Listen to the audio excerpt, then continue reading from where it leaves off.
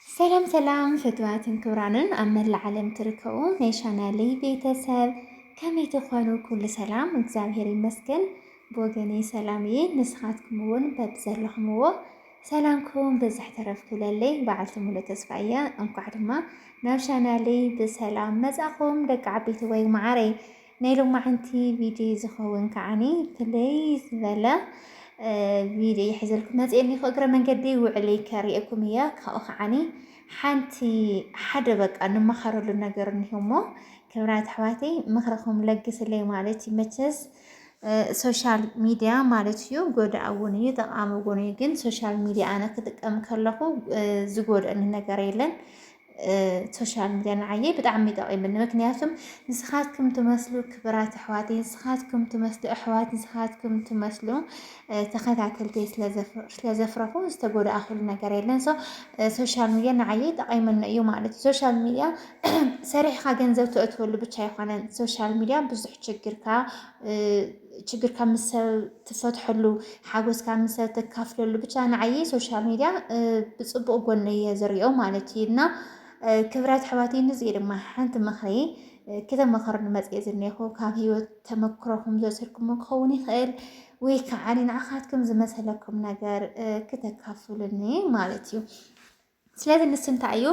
كنقرأكم إياه اسكعبي لي تسامة تخاتاتلو نشان لي حد تزخونكم سبسكرايب نبرا زخونكم كعار لايك شر بمقبار نختا برتاتوني بتحتنا يلاو لايك شر نتقول لي كعا كابل بنا مسكم كينا ياو أنا بزي شانال زي سهرحلو شرفنا هاو حد نجار زولي سرح يقل حدا فيديو يزرع لين برت حدا فيديوس أي رأي لينا بزح سبسكرايب لنا يمكن بزح فيو أي رأي لي لذي بزح فيو نتكلوني لايك ورلي كم أول كومنت زبط خلا كومنت صحف لي ولا كومنت مصحف زكي وسبب لو أنا حزة كومنت صحف دعمي زكي إننا نيل بأرزق خوني خلويني أبا قال استمتعوكم عينات نعخاسكم زي ركم قبل زي الكومنت أمت اللي مالتيو إننا كبرات حواتي بايزوي لما عند السلاسة يوم بركز لو ما عند زي كلك إخالجن سلاسة لو ما عندي نكو عبز حكم مالتيو إننا تايدي خلكم دلي كبرات حواتي متس كير كم زيو لكم تسمع يقبر إننا كبرات حواتي متس أنا كاوز مز شوعة ورحيدي شو من تورحيتو مثلا سكاف الشورحي وأزرني راح أزكن شوعة ورحيدي شو من تورحي زرا جن شامنا يورح شوعة ورحلي فيا شامنا يورحي مثلني حدار كباب يمزي أنا أو حدار يمزي سلازي بيانس شو من تورحي كخونن أينا حدا حواتين يخون بأمر عاد تبلعنا ندخي مع درخة مرعى وقالت لنا الناسي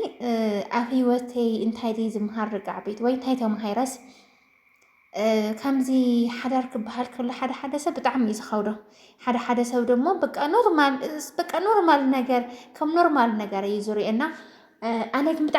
بتعمي يزخودني مالتيو مكنياتهم مسقوانا إخات نبر مزيد فولت أسهل إخات نبر مسقوانا مزيد فولت أسكت نبر كلها كم تمجمرة مسبيت سكازن ورك هايويكا كم تبين خاتو خونو أي تخوني خانا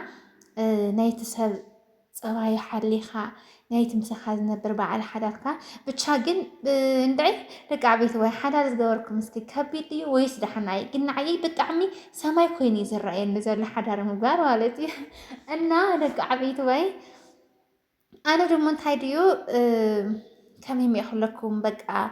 كمزي نشتن خمزي أخراري تدي خبحر أخراري تدي زبحر زل بتشاقن نجارات عنسي كمزي نجاراتس بزح حراري تقولي خنكن حدث زخنة طفعت تطفيو مخعناي بك أنا مخن دي أنا يكرت جرن تيلني وريا ميز ملس بزحك إما يحزنا وشتيك إم زبحالي يحزن بتعمي جارهي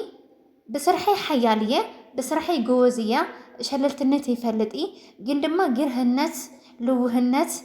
علني كمزي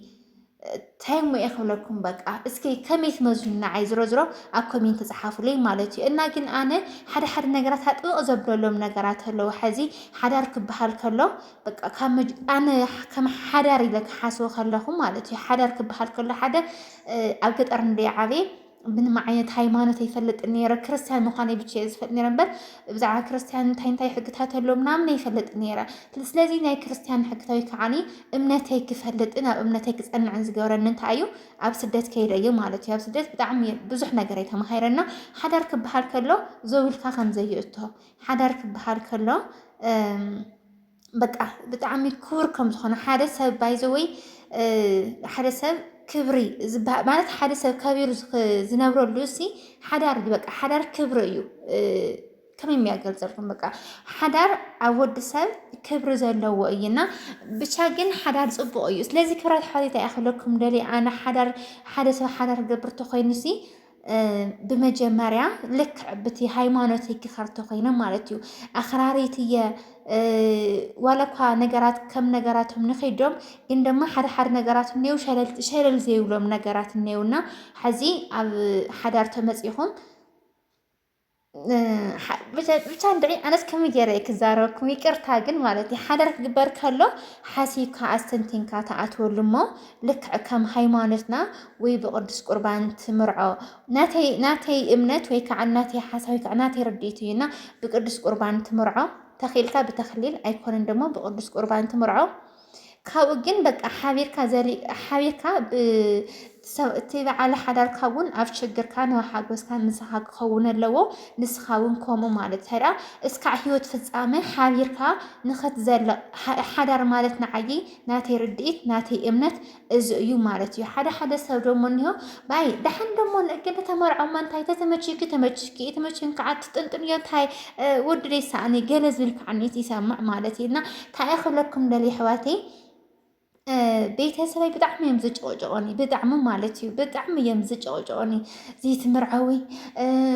ተመርዓዊ እንዶ ከምዚ ፋሲጋ እኳ ሓሊፋ ሓወርያ እኳ ሓሊፋ እንታይ ደኸመይ ተኸኸ እዮም ዘብልኒ በቃ እናሲ ሓደ ሰብ ብናይ ሰብ ድፊት ከይፈትዎ መፍቲ ሓዳር ይኣቱ ካብኡ ከዓኒ ብዙሕ ነገር ደሞ የጋጥሞ ያው ሓዳር ዕድል እግዚኣብሔር ባሪኽ ይሃብካ እና ደቂ ዓበይቲ ወይ ማዕረይ ኣብ ገጠር በቃ ሓዳር ብጣዕሚ ዝፈቱ በተለይ ኣብ ስደት ነርና ክንምለስ ከለና ብናይ ሰብ ድፊት ኢና ናብ ሓዳር ንኣቱ በዓልትና ሓሲብና ገለ ይኮነን እና ኣነ ካብ ዝመፅእ ደቂ ዓበይቲ ወይ ቀሊልና ይኮነን ኣነ ጎኒ ዝፈልጦም ብዙሓት እኔው ዝቀራረቦም ቤተሰበይ ዘምፅለይ እውን እኔው ማለት እዩ እና ቤተሰበይ ከምፅለይ ከለው ከምታ ዝበልኩኹም በቃ እንድሕር መርዓተ ኮይና ሓደ ሰብ ወይ ብቅዱስ ቁርባን ክምርዓ ኣለዎ ወይ ከዓኒ ብተክሊል ክምርዓ ኣለዎ ብደንቢ ኣባት ንስሓ ሒዙ ተነሲሁ ቆሪቡ ሰጊዱ ዝመርዖ እንተዘይኮይኑ መርዓ ኮይኑ ዘይስማዓኒ ሓዳር ኮይኑ ዘይስማዓኒ ንዙ እየ ድማ ኣነ ንእሽተይ የኽረር እየ ዝለኩም ዘለኹ እናሰይ ክብራት ኣሕዋተይ ሓደ ሰብ ትፋለጥ እሞ ከምዚ ገለተልካይስ እንታይ ከምዚ ከገሊ ይብለካ ካውስ ኣብቲ ውሽጥኩም ዝሓሰብኩም ሓሳብ ንኸሎሲ ምስቲ ሰብ ከተጋንይዎ ከለኹም በቃ እዚ እሞ ከምዚ ድንሂ ማለት ኢልኩም ከዓኒ ትምሳኹም ንብዙሕ ግዜ ፀንሐ ደሞ የስኩም ትፀልእሉ ሜሲ ከዓኒ ቤተሰብ ከማፀልካ ካለ ደሞ ብሓደ ጎኒ ፅቡቅ ክኸውን ከሎ ብሓደ ጎኒ ዓሜስካ ትፀልኦ እና ስታይ የኽለኩም ደለየ ማለት ካብ ስደት ክንምለስ ከለና ቀንዲ መምፂና ኣብዚ ስደት ይኣኽለና ሓዳር ክንገብር ኢልና እንዲና ንመፅእ እናሲ ከመይ ዓይነት ወዲ እንተንምርዖ ፅቡቕ ማለት እያ ሓሳብ ክነካፍላን ኣነ ርእሰይ ዘይሩኒ ኣሎ ከምቲ ዝበልኩኹን ኣነ ሓዳር ተኮይና ሓዳር እያ በቃ ምክንያቱም ከምታ ዝበልኩኹን ሃይማኖት በቃ ልክዕ ብሃይማኖት መሰረት እየ ክኻድ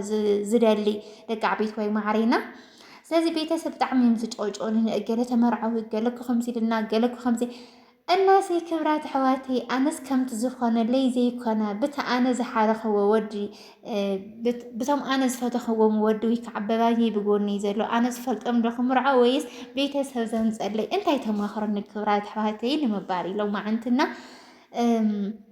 ሓደ ሰብ እንታይ ይብለካ ብርግፅ ኣነ ሕዚ ንኣብነት ገዛ ኣላትኒ እያ ኣይበልዕ ኣይሰቲ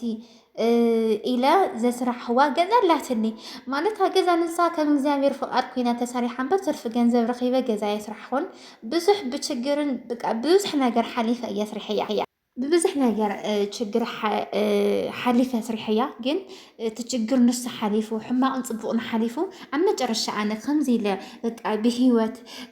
ኣብ ሂወተይ ጥዕና ኣብ ሂወተይ ሰላም ኣብ ሂወተይ ቅሳነት ስለዘለና ኣብዚ ሕዚ ሰዓት ደሞ ምንም አይመስለን ተዘሓለፈ ችግርሲ ምንም ይዘ ይመስለን ኩሉ ነገር እግዚአብሔር ይመስገን በብዘለኽምዎ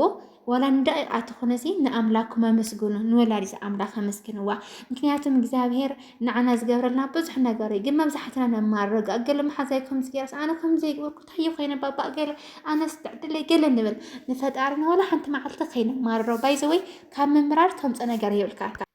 ተመስግን ተኾንካ ግን ብዙሕ ነገር ኢኻ ትረክብ ናብ ሂወትኩም ኣይተማርሩ እና ክብራት ኣሕዋቴ ሕፅር ብዘለና ምንታይ ደ ከኣቱ ዝራ ጥምጥም ዶ ኮይንኩም ሕዚ ንኣብነት ሰብ ከከምዓቑሙ ማለት ሓደ ሰብ ሓዳር ክገብር ከሎ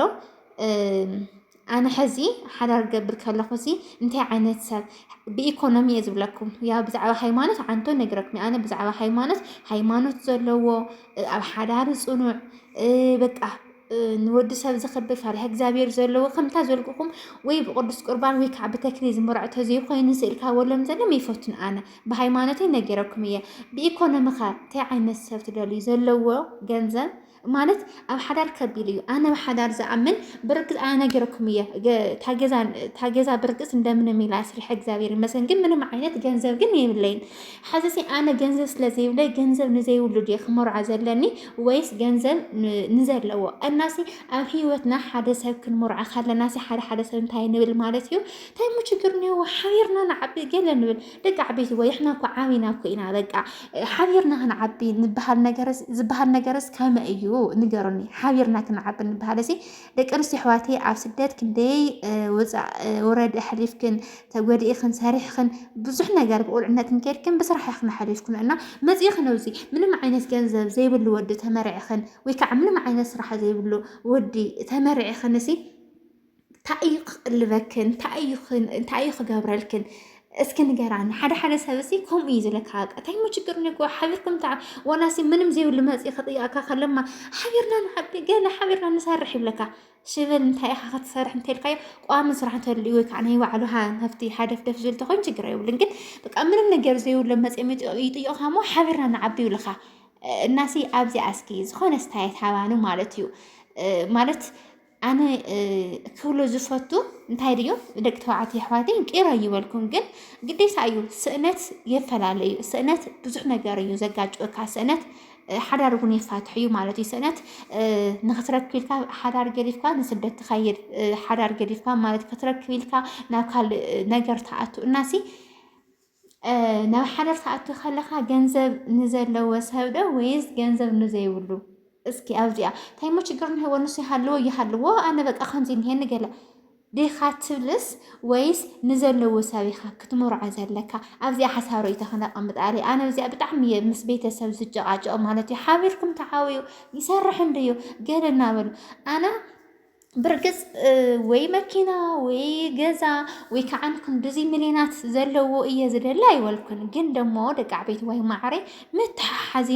ምትሓሓዚ ኑሮ ሓዚ ከመይ እንሆ ሓዚ ምንም ዘይብልካ ሓዳር ተጌርካሲ እንታይ ትበልዕ እንታይ ትሰቲ ብስእነት ብምሕር ስእነት እውንሲ ትጋጭ ኢኻ ታይሙን ችግር እንሄዎ ፍቅር ተልእ ገለ ይብልካ ፍቅሪ ብቻ ምሳሕ ድራር ይኾነካን ክብራት ኣሕዋተይ እናሲ ናተይ ሓሳብ ከመይ ሪኢኹማ ደቂ ዓበይቲ ወይ ማዕረይ ማለቴ ንሃፍታም ሰብ ክትመርዕ ኣለካ ጓል ይኹን ወዲ ንሃፍታም ሰብ ክትመርዕ ኣለካ ኣነ ከንታይ ንሄኒ ሓደ ሰብ ሃፍታም ሰብ ክደሊ ንሕር ኮይኑ ኣነ ከንታይ ንሄኒ ክብል ኣለዎ ብርግፅና ወይ ቋሚ ስራሕ ክህልዎ ኣለዎ ናይ መንግስቲ ሰራሕተኛ ድዩ ወይ ከዓ ነጋዴ ድዩ ወይ ከዓ ናይ ግሊ ስራሕ ብቻ ግን ቋሚ ኣታዊ ዝኾነ ስራሕ ክህልዎ ኣለዎ ዋላ እኳ እኹል ገንዘብ ወይ ከዓኒ እኹል ቋሚ ንብረት ይሃልዎ ግን ድማ ብጣዕሚ ናይ ስራሕ ሰብ ወይ ከዓኒ ዝኾነ ቋሚ ስራሕ እዚ ክህልዎ ኣለዎ በሃሊት እየና ዝሮ ግን እስኪ ሓሳብ ርእይቶኹም ኮሜንት ጽሓፍ ላይ ኩሉ ዝደልዩ ኩሉ ተረዲኩም ክኸውን ተስፋ ይገብርና እንግዲህ እዚ ከዓኒ ደቂ ዓበይቲ ወይ ማዕረና ቤና ካደለና ቤተሰብ ክንጥይቅ ኢና ንኸይድ ዘለና ማለት እዩ ክብራት ኣሕዋተይ እስኪ ሓሳብ ርእይቶኹም ኮሜንት ጽሓፍ ላይ እና ብጣዕሚ ዝፈትወኩም ሰሰናይ